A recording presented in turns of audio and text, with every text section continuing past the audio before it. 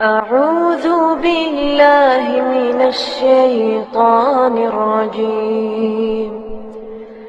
بسم الله الرحمن الرحيم. إن الحمد لله نحمده ونستعينه ونستغفره ونعوذ بالله من شرور أنفسنا ومن سيئات أعمالنا. من يهده الله فلا مضل له ومن يضلل فلا هادي له. وأشهد أن لا إله إلا الله وحده لا شريك له وأشهد أن محمدا عبده ورسوله. أما بعد فإن خير الحديث كتاب الله وخير الهدي هدي محمد صلى الله عليه وسلم وشر الأمور محدثاتها وكل محدثة بدعة وكل بدعة ضلالة وكل ضلالة في النار. رب اشرح لي صدري ويسر لي أمري واحلل عقدة من لساني يفقهوا قولي. رب أعوذ بك من همزات الشياطين وأعوذ بك رب أن يحضرون. أعوذ بالله السميع العليم من الشيطان الرجيم. وأذن في الناس بالحج يأتوك رجالا وعلى كل ضامر يأتين من كل فج عميق ليشهدوا منافع لهم ويذكروا اسم الله في أيام معلومات على ما رزقهم من بهيمة الأنعام فكلوا منها وأطعموا البائس الفقير. وقال وأطعموا القانع والمعتر.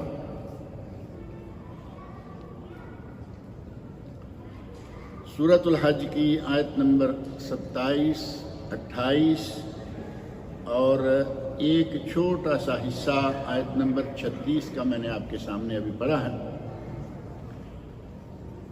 ان میں اللہ رب العزت نے حضرت ابراہیم علیہ السلام کو یہ حکم فرمایا ہے وَأَذِّن فِي النَّاسِ بِالْحَجِّ. ابراہیم لوگوں میں حج کا اعلان کر دیجئے. حضرت ابراہیم علیہ السلام نے لوگوں میں حج کا اعلان فرمایا اور آج تک آپ دیکھ رہے ہیں کہ اللہ رب العزت نے ان کی ندا کو کہاں کہاں پہنچا دیا. دنیا کے کونے کونے سے لوگ حج کرنے کے لیے مکہ مکرمہ پہنچ رہے ہیں. حضرت ابراہیم علیہ السلام نے جو جو دعا مانگی اللہ نے ہر دعا کو پورا کیا. فرمایا اے اللہ میں اپنی چھوٹی سی فیملی کو یہاں ایک ایسے مقام پہ چھوڑ کے جا رہا ہوں بواد غیر ذی زرع، ایسی وادی جہاں کوئی زراعت نہیں ہے، کوئی باغبانی نہیں ہے، نہ فصلیں ہوتی ہیں نہ پھل فروٹ ہوتے ہیں. اب اس وادی میں چھوڑ کے جا رہا ہوں اور دعا کیا فرما دی پھر وَارْزُقْ أَهْلَهُ مِنَ الثَّمَرَاتِ. اے اللہ اس وادی کے لوگوں کو پھلوں سے رزق عطا فرما. اور آج مکہ مکرمہ میں پھل ملتے ہیں یا نہیں؟ دنیا میں کوئی پھل ہو نہ ہو مکہ مکرمہ میں موجود ہوتا ہے. اور نبی اکرم صلی اللہ علیہ وسلم کے بارے میں اس وقت ابراہیم علیہ السلام دعا مانگ گئے وَابْعَثْ فِيهِمْ رَسُولًا مِّنْهُمْ. اے اللہ اس وادی کے لوگوں میں سے ان کے لیے رسول مبعوث فرما. اور نبی اکرم صلی اللہ علیہ وسلم اسی دعا کا نتیجہ ہیں. دعائے خلیل نوید مسیحا. حضرت عیسیٰ علیہ السلام یہ خوشخبری دے کے گئے یاتی من بعدی اسمہ احمد، خاص طور پر نام بھی ایک لے لیا. میرے بعد ایک نبی آنے والا ہے جس کا نام احمد ہوگا. اور حضرت ابراہیم علیہ السلام نے دعا مانگی یا اللہ وجنبنی وبنی ان نعبد الاصنام، مجھے اور میری اولاد کو بتوں کی پوجا سے بچا لے. ابراہیم علیہ السلام تو بچے ہی ہوئے تھے، ایک بت ساز کی سمجھیں کہ فیکٹری کے مالک کے یہاں پیدا ہوئے. آذر بت بنا کے بیچا کرتا تھا. اللہ رب العزت نے بت شکن اس گھر میں پیدا کر دیا، اور وہ ابراہیم علیہ السلام، وہ کہاں بتوں کی پوجا کریں گے؟ دعا مانگی کہ میری اولاد بھی، اسے بھی بتوں کی پوجا سے بچا۔ اللہ رب العزت نے ان کی اولاد کو بھی بتوں کی پوجا سے بچا کے رکھا۔ جو دعا کی اللہ نے ہر دعا قبول کی، اور اسی میں سے اس اعلان کی بھی آپ عظمت دیکھیں۔ ایک دعا یہ بھی فرمائی تھی کہ یا اللہ، لوگوں کے دل اس خانہ کعبہ کی طرف جو بیت اللہ ہم نے تعمیر کیا ہے، لوگوں کے دل اس گھر کی طرف اور اس وادی کی طرف پھیر دے۔ آج کوئی آ سکے یا نہ آ سکے، یہ تو ظاہر ہے کہ ہر کسی کے ہاتھ میں نہیں ہے نا کہ وہ مکہ پہنچ جائے۔ پیسہ ہونے کے باوجود جب تک اللہ توفیق نہ دے آدمی نہیں پہنچ سکتا۔ بعد بڑی بڑی دولتوں کے مالک ہیں، توفیق نہیں ہے، مکہ نہیں آئے، ساری عمر اسی طرح دنیا میں پیدا ہوئے، کماتے رہے، اپنے گھر والوں کے لیے چھوڑ کے دنیا سے سدھار گئے۔ گھر والوں کے چھوڑ کے لیے خود کتنا آدمی کھا لیتا ہے، اور مرنے کے بعد کوئی شخص اپنے ساتھ کچھ لے جا نہیں سکتا۔ لیکن بیت اللہ دیکھنے کی توفیق نہیں ہوتی، اور یہاں اس ملک کے اندر رہتے ہوئے، باہر کے ملکوں کو تو ویزے کے مسئلے ہیں کہ ویزا، یہاں اس ملک میں رہتے ہوئے کتنے بد نصیب ایسے ہیں، وہ یہاں کے ہوں یا باہر سے آئے ہوئے ہوں، ساری عمر گزر گئی، حج نہیں کیا، عمرہ نہیں کیا، کچھ نہیں کیا، پتہ ہی نہیں کہ حج بھی کوئی چیز ہے۔ ابراہیم علیہ السلام کی دعا میں یہ گنجائش موجود ہے کہ اے اللہ، ہر شخص تو اس بیت اللہ کی طرف کھینچا ہوا نہیں آئے گا، لیکن لوگوں میں سے اب کافر بھی نکل گئے اور کچھ اس قسم کے بد نصیب بھی نکل گئے کہ جن کا دل بیت اللہ کی طرف نہیں کھینچا جاتا۔ اللہ رب العزت نے حضرت ابراہیم خلیل علیہ السلام کی دعائیں قبول فرمائیں۔ ابراہیم علیہ السلام کی وفاؤں کو اللہ رب العزت نے یہ درجہ دیا۔ ابراہیم علیہ السلام کو اللہ تعالیٰ نے آزمایا، تو لمبا موضوع ہے، کن کن باتوں میں آزمایا؟ بیٹے کو چھوڑاؤ، کہاں چھوڑ کے؟ ابراہیم علیہ السلام کو نمرود نے آگ میں ڈالا، تیار ہو گئے، یا توحید کو چھوڑ دیا؟ تیار ہو گئے۔ بیوی ساتھ ہیں، ایک ظالم کے ہاتھوں آزمائے گئے، اللہ رب العزت نے بیوی کو محفوظ رکھا اور اس ظالم سے ان کی جان بچائی۔ قدم قدم پر آزمائشیں آئیں۔ ابراہیم علیہ السلام کو اللہ رب العزت نے فرمایا کہ ہم نے وَإِذِ ابْتَلَىٰ إِبْرَاهِيمَ رَبُّهُ بِكَلِمَاتٍ، ابراہیم علیہ السلام کو ان کے رب نے کچھ آزمائشوں میں ڈالا، فَأَتَمَّهُنَّ، ابراہیم علیہ السلام ان آزمائشوں میں پورے اترے۔ اللہ رب العزت نے فرمایا انی جاعلک للناس اماما، ابراہیم تمہاری اس وفاؤں کا نتیجہ یہ ہے کہ ہم تجھے پوری دنیا کا امام بنا دیتے۔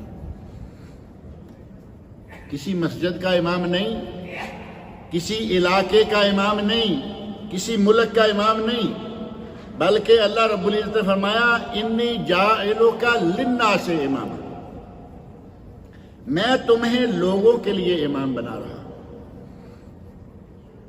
اور لوگوں میں ساری دنیا کے لوگ، کوئی ملک کی تحدید نہیں، پابندی نہیں، کوئی حد بندی نہیں، ساری دنیا کا اللہ رب العزت نے حضرت ابراہیم علیہ السلام کو امام بنایا۔ لیکن کیوں؟ بیٹے کی قربانی مانگی اللہ نے، اور بیٹا قربانی کے لیے تیار ہو گیا، والد قربانی کرنے کے لیے تیار ہو گیا۔ آج کل حضرت ابراہیم علیہ السلام کی یاد قدم قدم پر آئے گی۔ آدمی گھر سے بکرا خریدنے کے لیے نکل رہا ہے، یاد آئے گی یا نہیں کہ میں کیوں جا رہا ہوں؟ قربانی کے لیے بکرا لا رہا ہوں، کیوں؟ ابراہیم علیہ السلام نے اپنے بیٹے کی قربانی کی تیاری کی، اللہ رب العزت نے آسمان سے ان کے لیے جانور بھیج دیا۔ وَفَدَيْنَاهُ بِذِبْحٍ عَظِيمٍ،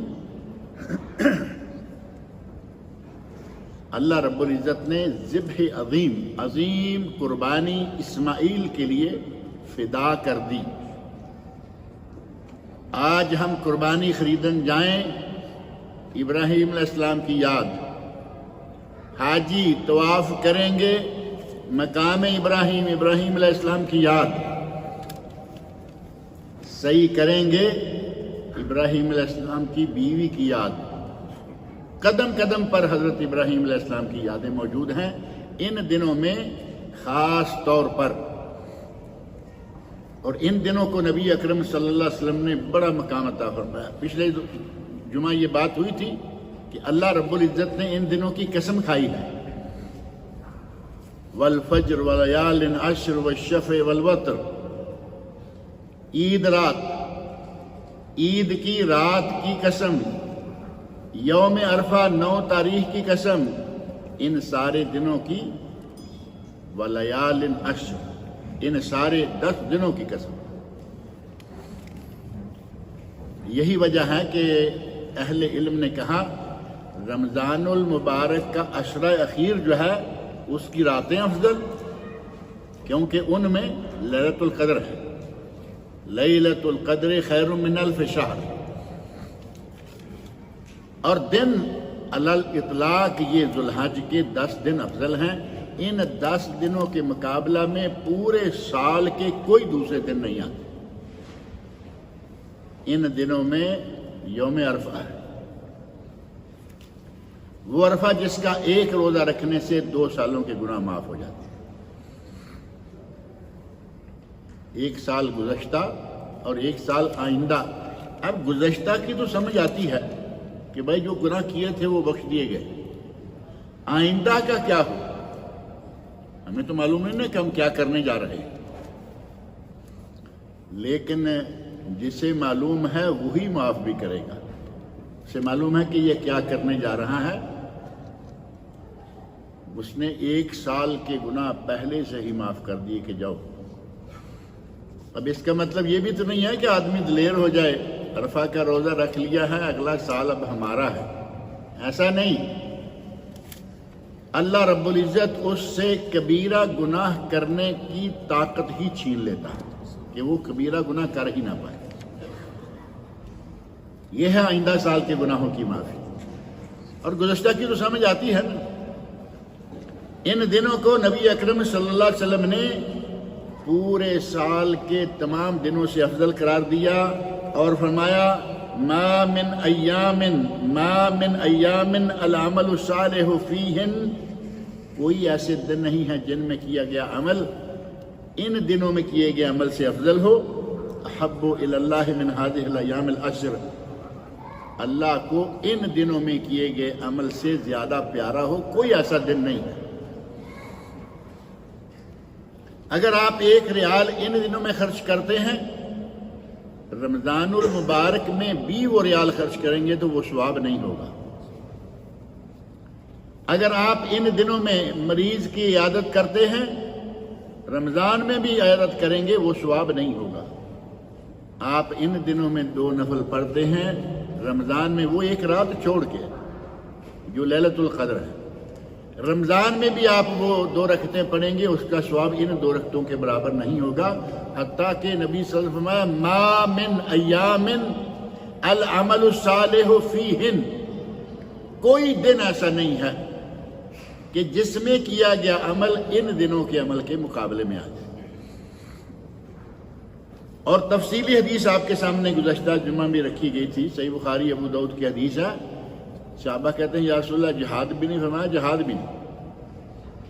آپ اندازہ کرو کہ ان دنوں میں کیے گئے ہر عمل کو جہاد سے بھی افضل قرار دیا گیا، لیکن اگر ایک آدمی فرمایا الا رجل خرج بنفسه ومالہ، آدمی اپنے مال اور جان کے ساتھ میدان میں اترا، فلم یرجع من ذلک بشیء، اور دونوں میں سے کچھ واپس نہ لایا، مال بھی ختم اور جان بھی اللہ کی راہ میں قربان، اس آدمی کا عمل ان دنوں میں کیے گئے عمل سے زیادہ افضل ہے، ورنہ دوسرا کوئی عمل ان سے بہتر نہیں۔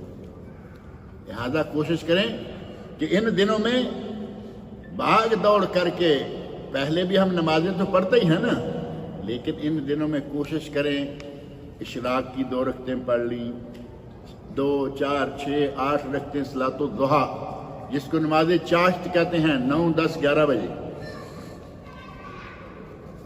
یہ نماز پڑھ لیں۔ کم از کم فرض نمازیں پڑھیں پوری اور باجماعت پڑھ لیں، یہ بھی بہت بڑا عمل ہے۔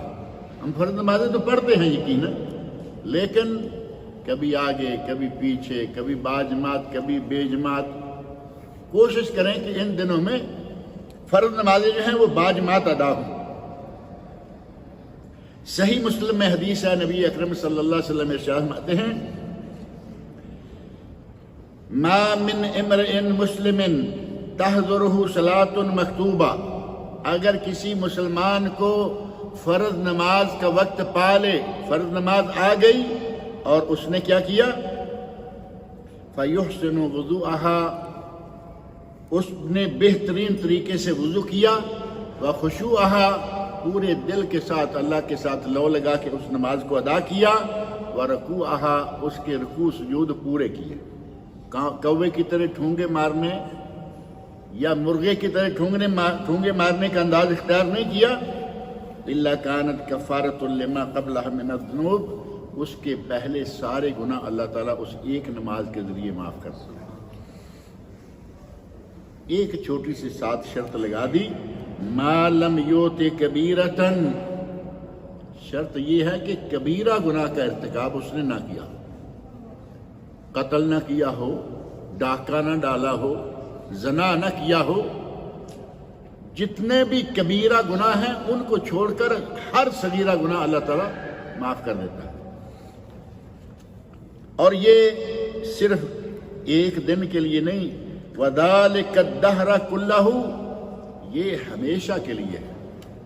اب ان دنوں میں اور ثواب بڑھ گیا، ہمیشہ کے لیے تو یہ ہے ہی ہے، ان دنوں میں آ کر اجر و ثواب جو ہے وہ اور بڑھ جائے گا۔ اور کوشش کریں کہ باجماعت بھی ہو اور صف اول بھی مل جائے۔ صف اول مل جائے تو نبی اکرم صلی اللہ علیہ وسلم کی ایک حدیث ہے، آپ ارشاد فرماتے ہیں کہ صف اول کے نمازیوں پر فرشتے رحمت کی دعائیں بھیجتے ہیں۔ صف اول کے نمازیوں پر فرشتے رحمتیں بھیجتے ہیں، بھیجتے اللہ کی طرف سے ہیں، دعائیں مانگتے ہیں کہ یا اللہ ان لوگوں پر رحمت فرما۔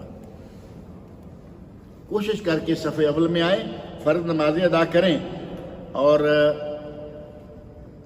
قلبی یا بدنی یا مالی ہر طرح کی عبادت ادا کرنے کی کوشش کریں ان دنوں میں۔ قلبی عبادتیں کیا ہیں؟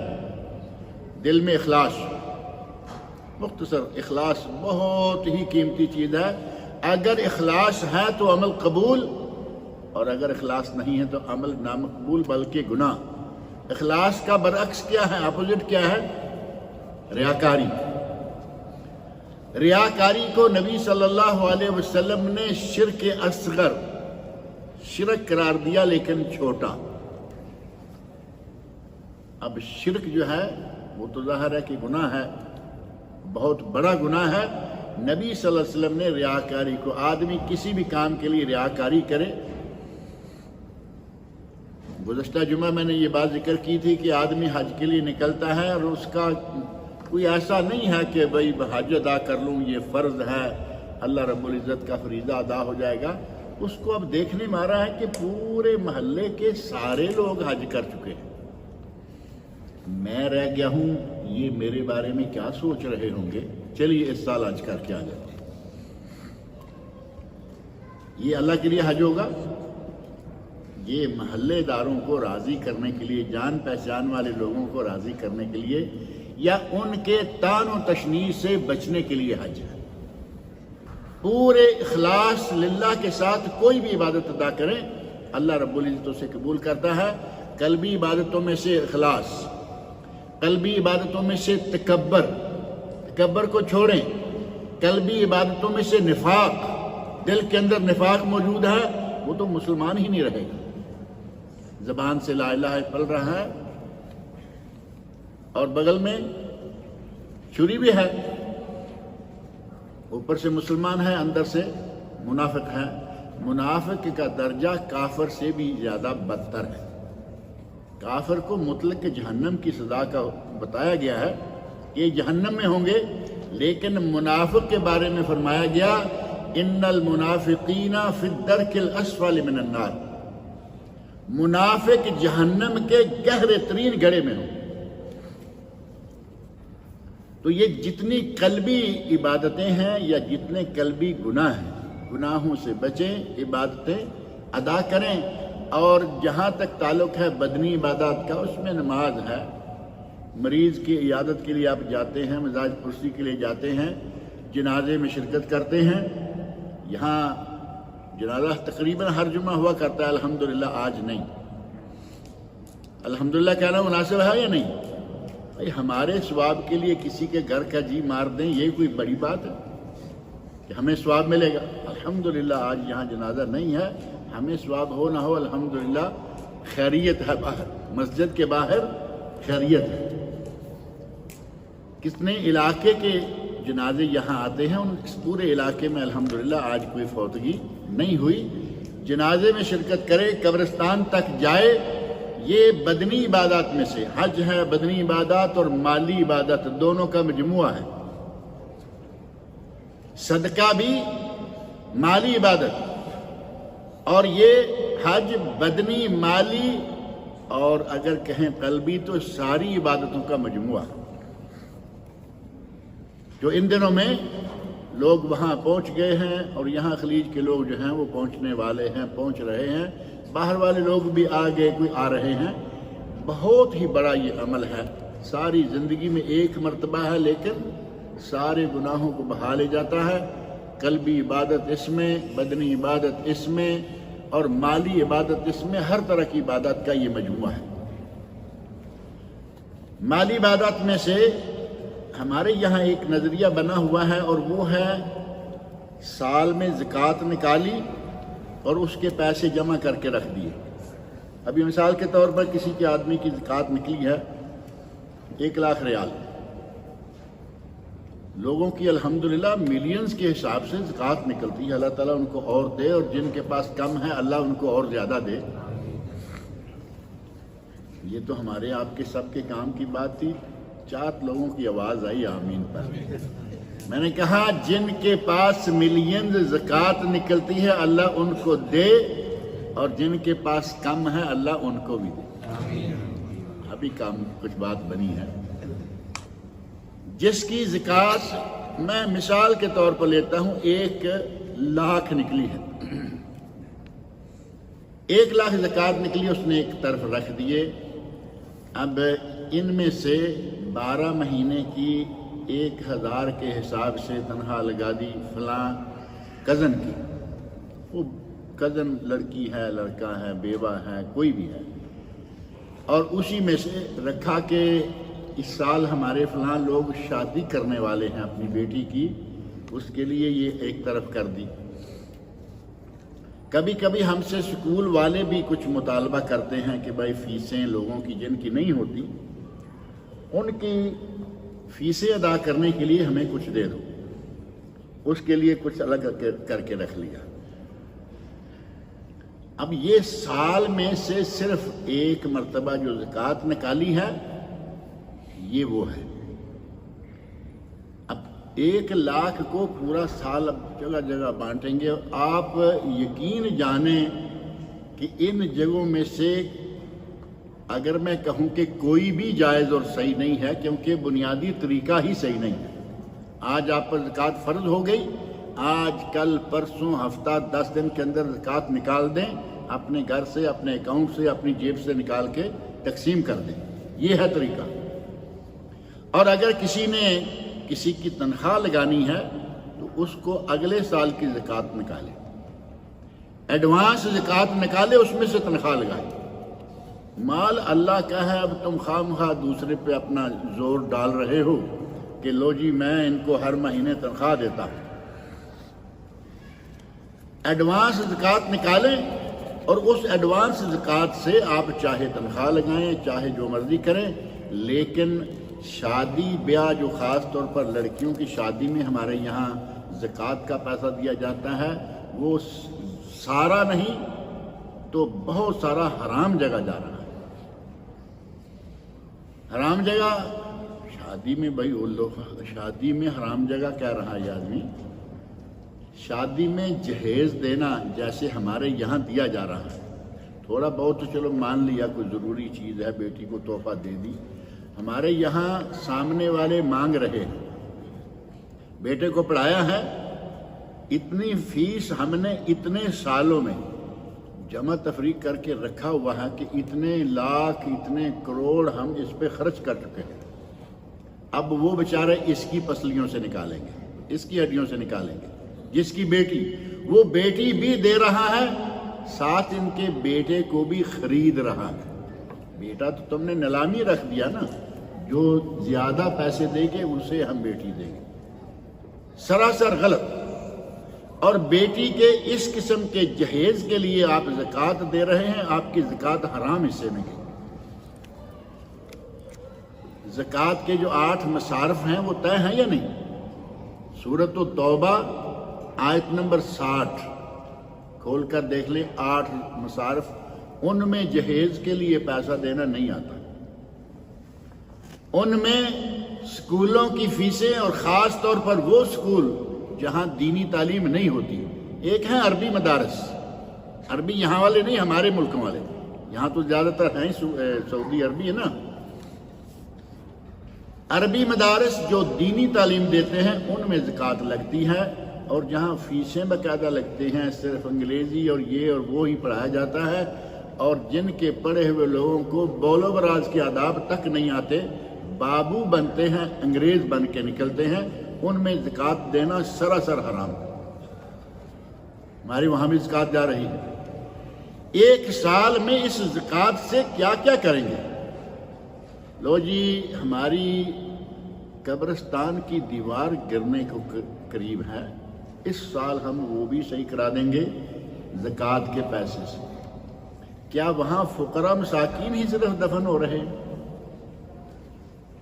وہاں کروڑ پتی بھی وہیں دفن ہو رہے ہیں، اور غریب فقیر مسکین بھی وہاں دفن ہو رہے ہیں۔ جیب سے بھی کبھی کوئی پیسہ نکال کے ان کاموں میں لگاؤ، یہ ہوتے ہیں رفائی کام، ان رفائی کاموں میں جیب سے لگائیں، زکوٰۃ ضائع نہ کریں۔ بہرحال ان دنوں میں زکوٰۃ تو نہیں، صدقہ بھی بہت بڑا عمل ہے اور وہ کرنا چاہیے۔ صدقہ ان اعمال میں سے ہے، اور کیسے؟ بڑے پوشیدہ انداز سے، یہ نہ ہو کہ حاجی صاحب اور چوری صاحب یہ لائے ہیں، کہیں بھی آپ خرچ کریں تو پوشیدہ۔ نبی صلی اللہ علیہ وسلم نے جو 7 لوگوں کے بارے میں فرمایا ہے، 7 یظلہم اللہ فی ظلہ یوم لا ظل الا ظلہ، 7 لوگوں کو اللہ اپنے سائے میں اس دن جگہ دے گا جس دن اللہ کے سائے کے سوا کوئی سایہ نہیں ہوگا، محشر کا دن۔ اس دن سائے میں جن 7 قسم کے لوگوں کو جگہ ملے گی، ان میں سے کون کون ہے؟ ایک یہ ہے جس نے صدقہ دیا، فَأَخْفَاهَا، اس صدقے کو اتنا چھپایا، حَتَّى لَا تَعْلَمُ شِمَالُهُ مَا أَنفَقَ يَمِينُهُ، اس کے بائیں ہاتھ کو پتہ نہیں کہ اس کے دائیں ہاتھ نے کیا دیا۔ صدقہ دینا، سامنے کو پکڑانا دائیں ہاتھ سے، بائیں ہاتھ کو پتہ نہ چلے۔ اب ہاتھ تو میرا ہی ہے نا، لیکن نبی اکرم صلی اللہ علیہ وسلم نے وہ انداز اختیار فرمایا کہ اتنا چھپاؤ کہ دائیں سے دو تو بائیں کو پتہ نہ چلے۔ اعلان نہ کرتے پھرو کہ نہ ہم نے اس مرتبہ یہ کر دیا، ہم نے یہ پہاڑ توڑ دیا، اور یہ چھپا کے صدقہ دو۔ اللہ رب العزت ایسے لوگوں کو محشر کے دن اس وقت سایہ عطا کرے گا جس دن کوئی دوسرا سایہ نہیں ہوگا۔ اور یہ 7 لوگ جو ہیں، ان 7 لوگوں کا تذکرہ کریں تو یہ 7 ہی ایک سے بڑھ کر ایک ہیں، بہت ہی بہترین لوگ ہیں۔ ایسے تو نہیں کہ محشر کا میدان ہوگا کوئی سایہ نہیں ہوگا، اگر سایہ ہوگا تو صرف اللہ کی عرش کا یا اللہ کا اپنا سایہ ہوگا اور اس میں وہ جگہ دے گا، ایسے ہی نہیں دے گا۔ ان میں سے ایک اپنے صدقے کو انتہائی طریقے سے چھپا کر دے۔ انہی دنوں میں ایک چیز ہے جو ہم یہاں گزشتہ جمعے میں یہ بات ذکر کی تھی کہ ہم بھولے ہوئے ہیں. ہمیں پتہ ہے کہ جب عید شروع ہوگی تو اللہ اکبر لا الہ الا اللہ. یہ کب سے شروع ہوتا ہے؟ ذو الحجہ کی پہلی تاریخ ہو گئی اور ساتھ ہی یہ تکبیریں شروع ہو گئی. گزشتہ جمعے یہ بات ذکر کی تھی کہ یہ ہے سنن مہجورہ، ان سنتوں میں سے جو چھوڑی گئیں، جو بھلا دی گئیں. چلتے پھرتے اپنے گھر میں، اپنے دفتر میں، اپنی گاڑی میں، جہاں اللہ تعالیٰ موقع دے، یاد آئے اللہ اکبر لا الہ الا اللہ واللہ اکبر وللہ الحمد. یہ تکبیرات ہیں، ان تکبیرات کو پڑھتے رہیں موقع بموقع، جہاں بھی موقع ملے. اور ایک تکبیر کے بارے میں اس میں الفاظ ہیں اللہ اکبر اللہ اکبر اللہ اکبر، 2 مرتبہ کے بجائے 3 مرتبہ. جو بھی کرے کوئی حرج والی بات نہیں ہے، دونوں طریقہ سے یہ صحیح ہے. اور انہی دنوں میں کوشش کریں کہ یہ جو 9 دن ہیں، ان 9 دنوں میں روزہ رکھیں. 9 کے 9 دنوں میں روزہ رکھیں. اور روزے کا اجر و ثواب اتنا ہے کہ نبی اکرم صلی اللہ علیہ وسلم ارشاد فرماتے ہیں جس آدمی نے روزہ رکھا، اگر ایک آدمی ما من عبد یصوم یوما فی سبیل اللہ، اگر کوئی آدمی اللہ کی راہ میں، اللہ کی خاطر، اللہ کی رضا کی خاطر، میڈیکل نہیں کہ مجھے کچھ پیٹ میں گڑبڑ ہے تو میں 2-4 روزے رکھتا ہوں تو ٹھیک ہو جاؤں گا، یہ میڈیکل روزہ نہیں. اس نے اللہ کی رضا کے لیے روزہ رکھا. اللہ کے نبی صلی اللہ علیہ وسلم فرماتے ہیں کہ اس کو کیا ملے گا؟ الا باعد اللہ بذلک اليوم وجہہ عن النار 70 خریفا.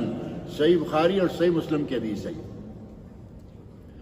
اللہ اس کے چہرے کو جہنم سے اتنی دور لے جائے گا جتنی مسافت 70 سال میں طے کی جا سکتی. یعنی جہنم سے اللہ تعالیٰ اس بندے کو اتنا دور کر دے گا اگر کوئی ایک روزہ رکھتا ہے. ما من عبد یصوم، ایک روزہ. اور ان دنوں میں، جن دنوں میں ہر عمل ہی انتہائی افضل ہے، ان دنوں میں اگر ایک روزہ رکھیں گے تو پھر بہت ہی فضیلت والا عمل ہوگا. کوشش کریں کہ ان دنوں میں روزے رکھیں جتنے بھی ممکن ہوں. اور صدقے کا ان دنوں کے ساتھ خاص تعلق ہے، باقی دنوں میں بھی کرتے رہیں. نبی اکرم صلی اللہ علیہ وسلم کی ایک حدیث میں آپ ارشاد فرماتے ہیں کہ صبح ہوتی ہے تو اللہ تعالیٰ کے 2 فرشتوں میں سے ایک فرشتہ کہتا ہے اللہم آت منفقا خلفا، اے اللہ جو تیری راہ میں خرچ کرتا ہے اس کو نعم البدل عطا کر. 1 ریال خرچ کیا اس نے، اس کو بے شمار دے. خلفن کا معنی یہ نہیں کہ 2 دے دے، ان تلفن، اے اللہ جو اپنے مال کو مٹھی میں سنبھال کے، یعنی کسی کو دینے کے لیے تیار نہیں، ایسے نہیں بلکہ ایسے کسی کو دینے کے لیے تیار نہیں، کیونکہ ایسا ہاتھ جو ہے اس سے یہ ہاتھ افضل ہے دینے والا. اللہم آتے منفقا خلفن، جو اللہ کی راہ میں خرچ کرے اسے بہت زیادہ دے. اور دوسرا کہتا ہے اللہم آتے ممسکن تلفن، اے اللہ جو اپنے مال پر سانپ بن کے بیٹھا رہتا ہے. میرا خیال یہ زیادہ اچھا ہے ترجمہ. اللہم آتے ممسکن، جو جیب سے نکالتا ہی نہیں، جیب کے اوپر سے ہاتھ ہی نہیں اٹھاتا، جیب یہ ہو یا بینک والی ہو، اس کے لیے کیا ہے؟ اللہم آت ممسکن تلفن، اے اللہ اس کے مال کو تلف کر دے. تلف کرنے کا تو مرحلہ معنی سب کو آتا ہے نا، یہ لو جی ساری گاڑی جو ہے ویسٹ ہو گئی، تلف، یہ ویسٹ ہے، ٹوٹل ویسٹ. اس کے فرشتہ کہتا ہے یا اللہ اس کے مال کو تو برباد کر دے کہ یہ تیری راہ میں خرچ ہی نہیں کرتا. ہمیں تو فرشتے کی اس بد دعا سے ڈرتے ہوئے بھی چاہیے کہ تھوڑا بہت خرچ کرتے رہیں. ہمارے یہاں رواج ذرا کم ہے، لیکن یہاں عربوں میں ایک رواج بہت اچھا ہے. ہمارے یہاں مجھے معلوم ہے بعض لوگوں کا پتہ چلتا رہتا ہے کہ ان کے یہاں ہے. سب تو ہمیشہ کبھی ایک جیسے نہیں ہوئے نا، ہاتھ کی انگلیاں برابر نہیں ہوتی. گھر کے اندر کوئی چھوٹا موٹا خزانہ ٹائپ چیز بچوں کے لیے، بڑوں کے لیے، ایک تو بچوں کے لیے ہوتا ہے اس کا اپنا ہے، جیب خرچ کے لیے اس میں پیسہ ڈالتے رہتا ہے کوئی نہ کوئی. اپنا پیسہ روز 1 ریال بچایا اس میں ڈال دیا، 2 بچائے ڈال دیے، کبھی ضرورت پڑی تو پھر اس کو توڑ کے نکالتے ہیں۔ جو ہمارے یہاں ایک مٹی کا ملتا تھا اس کو اس میں سے نکال نہیں سکتے، جب اس میں کوئی جا نہیں چیز بھر گیا تو اس کو توڑ کے نکالتے ہیں، بچے کی کوئی چیز آ گئی۔ ایک ہے کہ ذرا بڑا کر لیں اور اس کو گھر میں کسی ایسی جگہ رکھیں جہاں سے ہر کسی کا آنا جانا ہوتا رہے، جس کو گھر کے اندر کے افراد، اپنے افراد، ماں ہے، باپ ہے، میاں بیوی ہیں، بچے ہیں، لڑکیاں ہیں، لڑکے ہیں، جس کے پاس جو گنجائش ہے وہ اس میں ڈالتا رہے، اور تھوڑے عرصے کے بعد اسے کھولیں اور اس میں جو کچھ ہے ضرورت مند کو مہیا کر دیں۔ بہترین طریقہ ہے یہ اللہ کی راہ میں خرچ کرنے کا، اور کوئی تکلیف بھی نہیں ہوتی، بجائے اس کے کہ یکدم 10 ریال آپ نکالیں اور پھر 20 دن بھول جائیں۔ 1 ریال نکالیں، اس میں ڈالیں اور عمل مسلسل رہے، تو نبی اکرم صلی اللہ علیہ وسلم فرماتے ہیں احب الاعمال الی اللہ ادومھا وان قل، اللہ کو بہت پیارا ہے وہ عمل جو مسلسل ہو، چاہے چھوٹا ہی کیوں ہو، ادومھا دائمی ہو، چاہے چھوٹا ہی کیوں نہ ہو۔ اس طریقہ کو اختیار کرنے کی کوشش کریں جہاں تک ہو سکے، یہ بہت ہی اہم اور بہت ہی اچھا عمل رہتا ہے۔ اور نبی اکرم صلی اللہ علیہ وسلم فرماتے ہیں قیامت کے دن آدمی فی ظل صدقتہ حتی یقضی بین الناس، قیامت کے دن اللہ تعالیٰ اپنا سایہ دے گا ایک، دوسری حدیث دیکھیں ایک سایہ اور بھی ہے، اور وہ سایہ ہمارے اپنے صدقے کا سایہ ہوگا۔ نبی صلی اللہ علیہ وسلم کا ارشاد ہے آدمی اپنے صدقے کے سائے میں، صحیح ابن حبان، ابن خزیمہ، مسند امام احمد اور مسند ابو یعلا، حدیث کی ان 4 کتابوں میں اور ان کے علاوہ بعض کتابوں میں یہ حدیث موجود ہے کہ بندہ اپنے صدقے کے سائے میں ہوگا، کب تک؟ حتی یقضی بین الناس، یہاں تک کہ لوگوں کے درمیان فیصلہ ہو جائے، یعنی محشر کا دن۔ اور وہ محشر کا دن کتنا ہے؟ کتنے سالوں کا ہے؟ 50,000 سال کا۔ اپنے سائے میں، اپنے جتنے دیر یہاں رکنا ہے، اللہ نے حکم دیا جاؤ جنت میں جاؤ مزے کرو، بات ختم ہو گئی، لیکن اگر رکنا ہے تو جس آدمی کو آخر دم تک، جب تک سارے لوگوں کا حساب نہ ہو جائے گا، وہ اپنے سائے میں رہے گا، اسے دھوپ نہیں، اسے کوئی تکلیف نہ ہوگی۔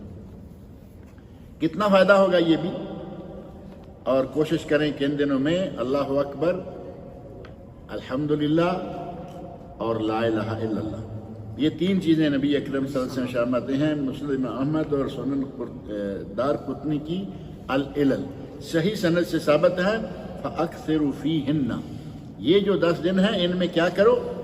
کثرت کے ساتھ یہ الفاظ کہو، التحلیل لا الہ الا اللہ، اور التکبیر اللہ اکبر، التحمید الحمدللہ، الحمدللہ اللہ اکبر لا الہ الا اللہ، یا سبحان اللہ الحمدللہ اللہ اکبر لا الہ الا اللہ۔ اللہ کو انتہائی پیارے کلمات ہیں یہ، سبحان اللہ الحمدللہ اللہ اکبر لا الہ الا اللہ۔ آپ نے ارشاد فرمایا ان 4 میں سے جس کو پہلے کہہ لو، یہ کوئی شرط نہیں ہے، 4 کلمے ہیں، سبحان اللہ الحمدللہ اللہ اکبر لا الہ الا اللہ، جو کلمہ چاہے پہلے کہہ لو، جو چاہو بعد میں کہہ لو، لیکن کہتے رہو، چلتے پھرتے اٹھتے بیٹھتے یہ سلسلہ چلتا رہے۔ اور ساتھ ہی ان دنوں میں، عام دنوں میں بھی تلاوت کی عادت تو ہے ہی، رمضان کے علاوہ ان 10 دنوں میں بطور خاص کوشش کریں کہ روزانہ کچھ نہ کچھ تلاوت جو ہے وہ ضرور ہو۔ اور حضرت ابو بکر صدیق رضی اللہ عنہ، حضرت ابو بکر صدیق رضی اللہ عنہ کا عمل جو ہے وہ انتہائی اعلیٰ عمل ہے، ہمیں چاہیے کہ کوشش کریں اگر ہو سکے تو حضرت صدیق رضی اللہ عنہ والے عمل کو پہنچیں۔ وہ عمل کیا تھا؟ صحابہ کرام بیٹھے ہوئے ہیں، آپ نے پوچھا تم لوگوں میں سے کوئی ایسا ہے جس نے آج من اصبح منکم اليوم صائما، آج کوئی ہے جس نے روزہ رکھا ہوا ہو؟ حضرت ابو بکر صدیق کہتے ہیں نا انا یا رسول اللہ، اے اللہ کے رسول میں نے روزہ رکھا ہوا ہے۔ پھر پوچھا من تبع منکم الیوم جنازہ، آج کسی نے جنازے کے پیچھے جا کے نماز پڑھی ہے، قبرستان گیا ہے، دفن کر کے آیا ہے؟ حضرت ابوبکر صدیق کہتے ہیں انا، یا رسول اللہ میں نے یہ کام کیا ہے۔ تیسرا سوال کیا فمن اطعم منکم الیوم مسکینا، آج تم میں سے کس نے کسی مسکین کو کچھ کھلایا ہے، مسکین کو کھانا کھلایا ہے؟ حضرت ابوبکر صدیق کہتے ہیں انا۔ اور چوتھا سوال کیا من عاد منکم الیوم مریضا، آج تم میں سے کسی نے بیمار کی مزاج پرسی کی ہے، بیمار کے گھر گئے ہو، مزاج پرسی کر کے آئے ہو؟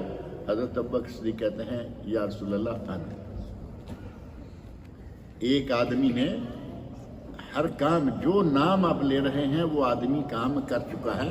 حضرت صدیق کو اتنا بڑا مقام ایسے نہیں ملا کہ صحابہ کرام میں سے سب سے افضل پہلے نمبر پر، اور پوری دنیا کے لوگوں میں سے انبیاء کے بعد پہلے نمبر، وہ حضرت ابوبکر صدیق رضی اللہ عنہ ہیں۔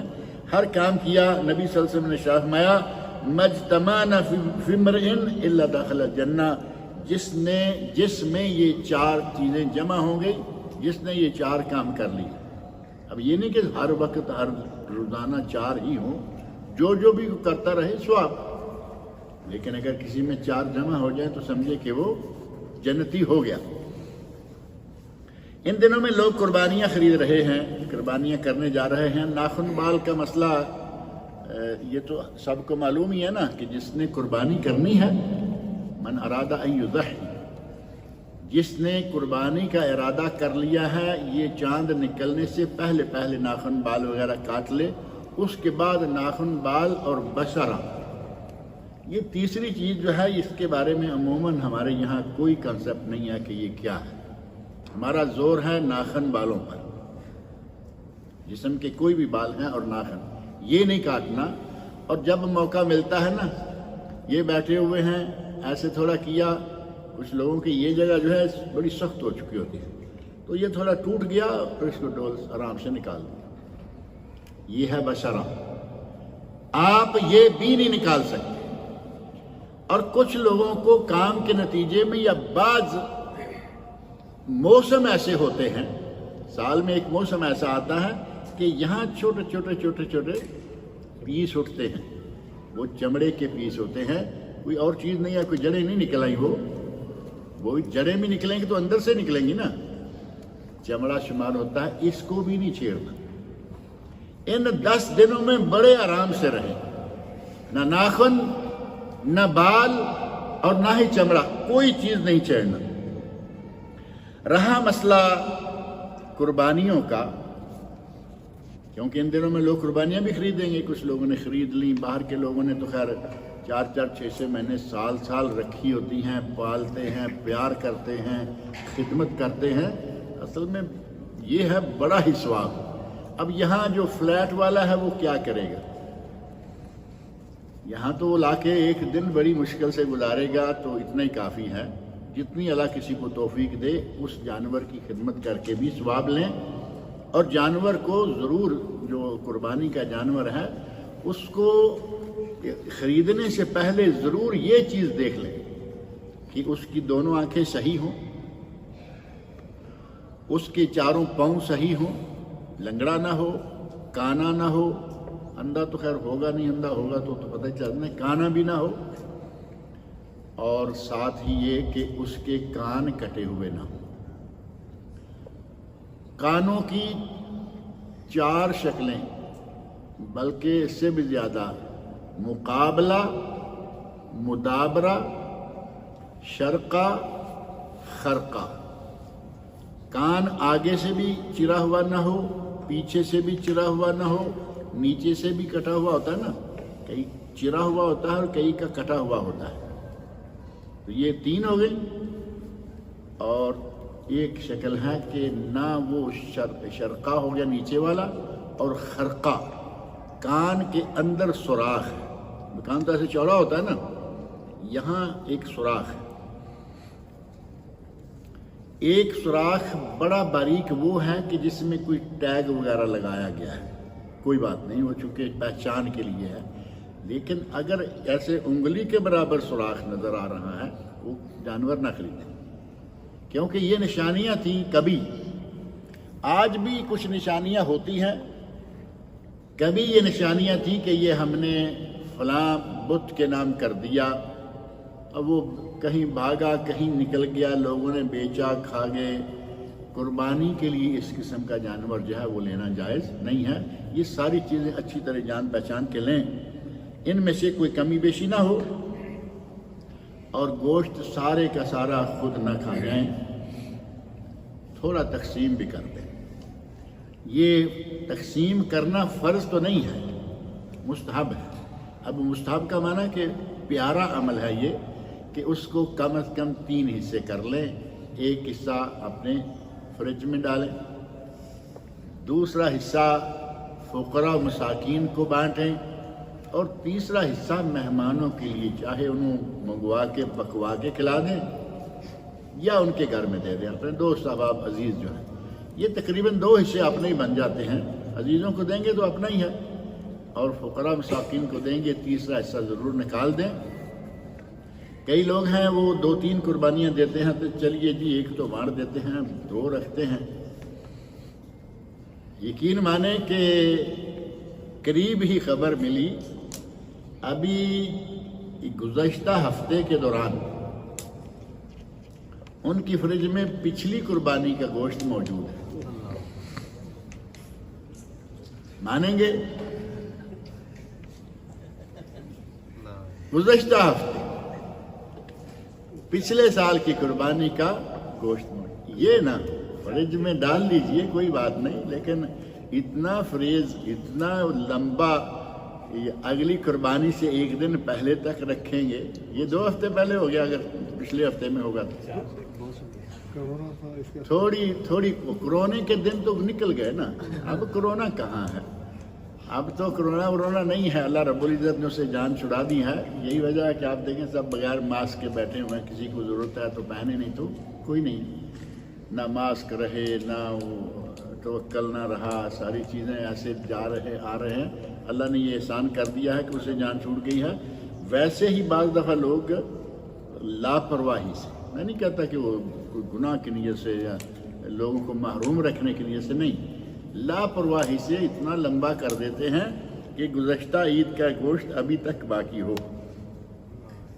ایک بات جو میں کہہ دینا ضروری سمجھتا ہوں، وقت کافی ہو گیا ہے، وہ ہے قربانی کے جانور۔ اللہ تعالیٰ نے قربانی کے جانور 4 گنائے ہیں، بہیمۃ الانعام، ان میں سے بھیڑ، بکری، گائے، اونٹ، ٹھیک ہے۔ اب اونٹ کیا ایک ہی قسم کا ہوتا ہے؟ اونٹ میں بڑی قسمیں ہیں، جیسے مچھلی کسی بنگالی سے پوچھیں یا کسی عرب سے پوچھیں کہ مچھلی کی کتنی قسمیں ہیں، وہ آپ کو بتائیں گے۔ مچھلی کی سینکڑوں قسمیں، لیکن سب مچھلی۔ اسی طرح اونٹ کی کئی قسمیں ہیں، سب اونٹ ہیں، جو بھی اونٹ ملے وہ قربانی کر سکتے ہیں۔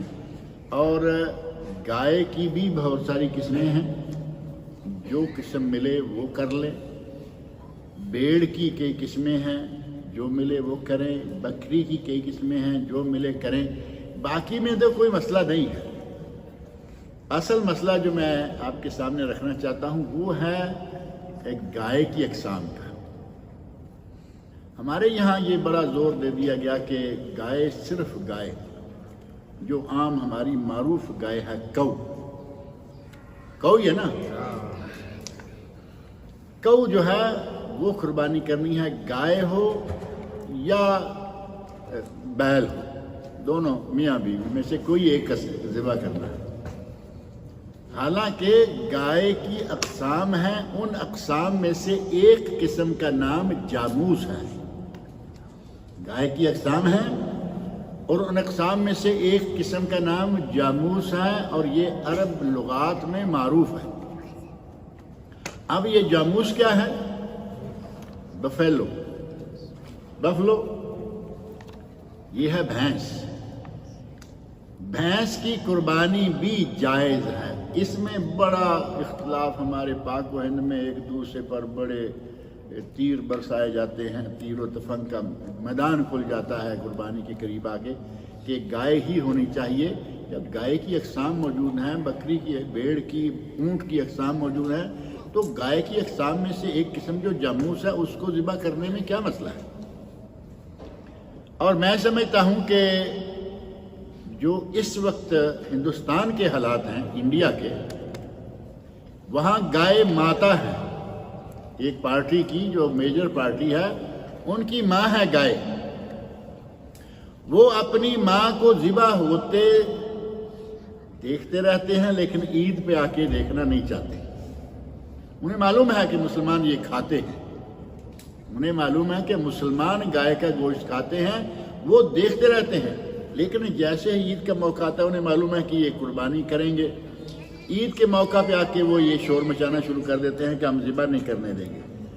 اسی کے نتیجہ میں دنگے اور فساد ہو جاتے ہیں، ہوتے ہیں یا نہیں؟ یہ ابھی پچھلے سالوں میں 2-4 سالوں میں بہت ہوا۔ اور ایک مرتبہ ہندوستان کے ایک مسلمان لیڈر ہیں، انہوں نے بڑی زبردست باتیں کہا کہ جب ان کی ماں بازار میں بک رہی ہوتی ہے انہیں تکلیف نہیں ہوتی، ماں بک رہی ہے کوئی نہیں شور مچاتا، ماں کو خرید کے کوئی لے گیا، آج ہندو کے پاس تھی کل وہ مسلمان کے پاس، ماں کو بازار میں گھسیٹا جا رہا ہے کوئی نہیں شور مچاتا، ماں کے ساتھ سب کچھ بھی ہوتا رہے انہیں کوئی تکلیف نہیں، جب قربانی کرنے کی باری آتی ہے تو ان کے پیٹ میں مروڑ شروع ہو جاتے ہیں۔ اور یہ بات بھی معقول ہے، گائے بکتی ہے، خریدی جاتی ہے، لوگ بیچتے ہیں، خریدتے ہیں، یہ عجیب بات ہے۔ لیکن مذہبی فسادات، دنگے، لڑائی جھگڑے اگر صرف ایک چھوٹی سی بات پہ ختم ہو جائیں یا کم از کم اس مبارک موقع پہ ختم ہو جائیں تو کیا مناسب نہیں ہے کہ ہم گائے کی بجائے ان علاقوں میں جہاں ان کا زور ہے اور ان علاقوں میں جہاں دنگا فساد کا خطرہ رہتا ہے وہاں بجائے اس کے کہ آپ گائے ذبح کریں وہاں بھینس ذبح کر لیں؟ مصلحت کا تقاضا یہ ہے۔ اب رہا مسئلہ جو فتویٰ دیتے ہیں کہ بھینس کی قربانی ہوتی نہیں، اب ایسے حالات میں مردوں کی قربانی ہو جائے، انسانوں کی قربانی ہو جائے وہ ٹھیک ہے، لیکن بھینس کو قربان نہیں کرنا کیونکہ بھینس کی قربانی ہوتی نہیں۔ یہ فتویٰ یقیناً ہے، یہ اختلاف یقیناً ہے، لیکن بہت محققانہ بات جو بعض اہل علم نے ساری تحقیقات کے ساتھ ذکر کیا ہے وہ یہ ہے کہ بھینس گائے کی اقسام میں سے ہے۔ عربی کی ڈکشنریز ہیں ان کو کھول کے دیکھیں، بھینس کو گائے کی اقسام میں سے شمار کیا گیا ہوگا، اور قربانی کا وقت آتا ہے تو پھر بھینس جو ہے وہ کسی اور طرف لے جاتے ہیں۔ ایسا نہیں ہے، بھینس کی قربانی کر لیں، خاص طور پر ایسے موقعوں پہ تو فسادات اور دنگوں سے بچنے کے لیے بھینس کی قربانی کی جا سکتی ہے۔ اللہ تعالیٰ مجھے اور آپ سب لوگوں کو نیک عمل کی توفیق عطا فرمائے۔ عید الفطر کپڑے خرید کر دیے ہیں اور عید الاضحیٰ میں میں نے کپڑے زیادہ تیاری نہیں کرتے ہیں تو کیا صحیح ہے؟ کوئی بات نہیں، عید الفطر میں اور خرچے نہیں ہوتے تو کپڑے خرید لیے، عید الاضحیٰ پہ بکرے بھی لینے ہوتے ہیں، کپڑے نہ خریدے عید الفطر والے پہن لیے یا تھوڑے گزارے لائق کر لیے، اس میں انشاءاللہ کوئی حرج والی بات نہیں ہے۔ عید پر نیا کپڑا پہننا فرض نہیں، بہتر ہے کہ جو آپ کے پاس اچھا کپڑا ہے وہ استعمال کریں، دھلا ہوا استعمال کر لیں، اور اگر آپ خریدتے ہیں تو انشاءاللہ کوئی حرج والی بات نہیں۔ لیکن اگر بکرے کی وجہ سے کپڑا ذرا خرچہ کم کرنے کا ارادہ ہے کوئی حرج والی بات نہیں۔ اگر بھائی لوگ وراثت میں بہنوں کا حصہ نہ دیں تو میں اپنے حصہ سے جو تناسب بنتا ہے دے کر بری ہو سکتا ہوں؟ بالکل ایسے ہے، آپ کے بھائیوں نے بہنوں کا حصہ نہیں نکالا، آپ کو یہ معلوم ہے کہ میرا حصہ کتنا بنتا ہے اور میرے حصے میں سے اگر نکالا جاتا بہنوں کا تو اتنا بنتا تھا، آپ اتنا اپنی بہنوں کو دے دیں، اور جو بھائی نہیں دے رہے دینے پر، دنگا اور فساد کرنے پر تیار ہیں، لڑائیاں قتل و غارت تک ہو جاتی ہے، جن کے ذرا پیسے زمینیں وغیرہ زیادہ ہوتی ہیں، اگر وہ نہیں دیتے تو کوئی بات نہیں، آپ اپنا حصہ ادا کر بری ذمہ ہو سکتے ہیں۔ قربانی کرنے والے بال ناخن کٹوائیں تو اس کا کوئی کفارہ دینا ہوگا، یعنی ذوالحج کو، 1 ذوالحج کو، یعنی چاند نکل جانے کے بعد پہلی ذوالحج کو کفارہ کوئی نہیں ہے، آگے رک جائے، باقی دن رک جائے، کفارے والی کوئی بات ایسی ثابت نہیں ہے، لیکن بہتر تھا کہ آپ ہوش میں ہوتے، قربانی کرنی ہے، اتنا پیسہ خرچ کر کے بکرے کے لیے رکھا ہوا ہے اور اتنا ہوش نہیں ہے کہ آج چاند ہو سکتا ہے۔ 29 تاریخ کو توقع ہوتی ہے نا کہ صبح چاند ہو جائے گا، رات کو چاند نظر آ جائے گا۔ اب ہمارا پرابلم یہ ہے کہ ہم عربی تاریخ سے تو چلتے ہی نہیں نا، ہم چل رہے ہوتے ہیں جنوری فروری میں، اور ہمیں وہ پتہ نہیں چلتا کہ آج 29 ہے یا کیا ہے۔ کوشش کرنی چاہیے کہ 29 ذوالقعدہ سے شام سے پہلے ان کاموں سے فارغ ہو جائیں۔ چاند ہو گیا الحمدللہ، نہیں ہوا اگلا دن پھر آپ کو مل گیا۔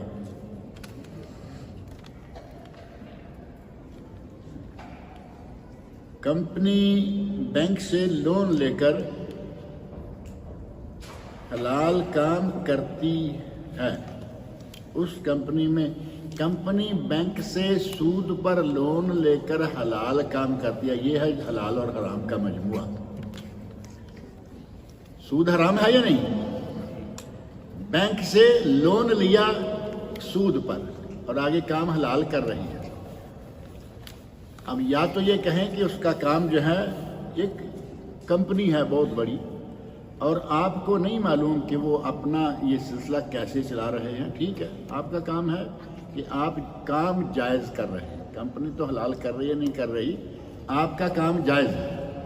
کمپنی کا مالک وہ پیسہ اپنی کمپنی کو چلانے کے لیے کہاں کیا سے لیتا ہے، کیا کیا کرتا ہے، اس کو آپ چھوڑ دیں، آپ اپنا جائز کام ہے وہ کریں۔